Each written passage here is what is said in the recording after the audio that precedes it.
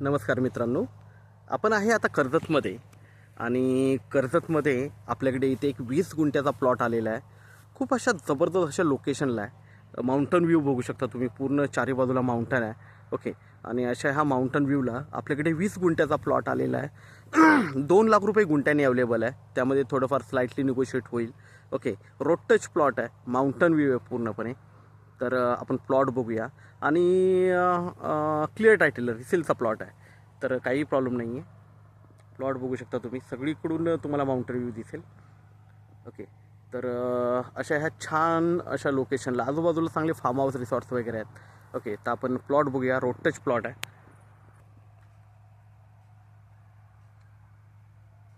Road बघू शकता, road touch plot आहे.